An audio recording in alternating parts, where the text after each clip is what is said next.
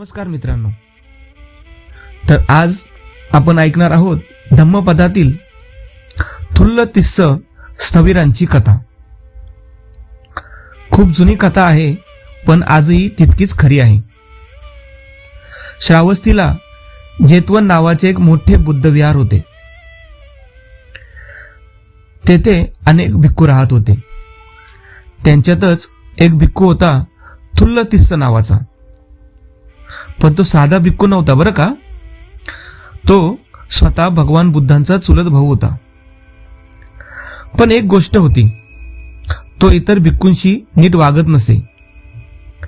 ज्येष्ठ असो वा नवखा, आदर करायचा हे त्याच्या स्वभावातच नव्हतं।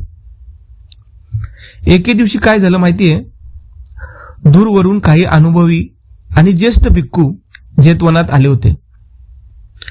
त्यांनी सगळं पाहिलं आणि थुल्ल तिस्साचं हे वागणं त्यांना योग्य वाटलं नाही। ते त्याला म्हणाले, तिस्सा, असं वागणं योग्य नाही। भिक्खू म्हणजे नम्र असायला हवा। हे ऐकून तिस्सा चिडला। त्याच्या मनात आलं, अरे मी तर बुद्धाचा नातेवाईक आहे। आणि तेथून तिस्सा उठून रडत रडत बुद्धाकडे गेला। बुद्धांनी त्याच्याकडे पाहिले आणि शांतपणे विचारले, तिस्सा, काय झालं बरं? तिस्साने सगळे हकीकत सांगितली। कसा त्याचा अपमान झाला, कसं त्याला वाईट वाटलं। यावर बुद्ध म्हणाले, तिस्सा, जर मन शांत करायचं असेल तर त्यांच्याकडे जा आणि त्यांची क्षमा माग। पण तिस्सा म्हणाला, नाही म्हणते, मी चूक केलेली नाही, मी क्षमा मागणार नाही।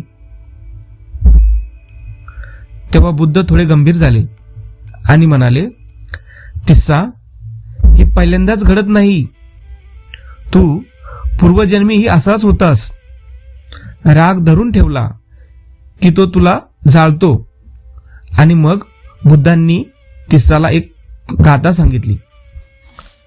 अकोचिम अवधीम अजिनीम अहासीमे एचतं उपनयंती वेरंग तेस्स न सम्मती। बुद्ध म्हणाले, त्याने मला शिव्या दिल्या, त्याने मला मारलं, त्याने मला जिंकलं, त्याने मला लुटलं, असे विचार जर मनात ठेवले तर माणसाच्या मनातील वैर कधीच संपणार नाही। पण बुद्ध पुढे म्हणाले की जर माणसाच्या मनातील वैर संपवायचे असेल तर त्याने ते क्षमा मागून, माफी मागून संपवले पाहिजे। त्यानंतर तिस्साने हे ऐकल्यानंतर तिस्स तेथून लगेच निघून गेला आणि त्या भिक्खूंकडे जाऊन त्याने क्षमा मागितली आणि तिस्साचं वैर शांत झालं। तर मित्रांनो, आपल्याला या गोष्टीमधून काय शिकायला मिळालं, तर वैर वैराने संपत नाही, तर क्षमा मागून, माफी मागून वैर संपलं जातं।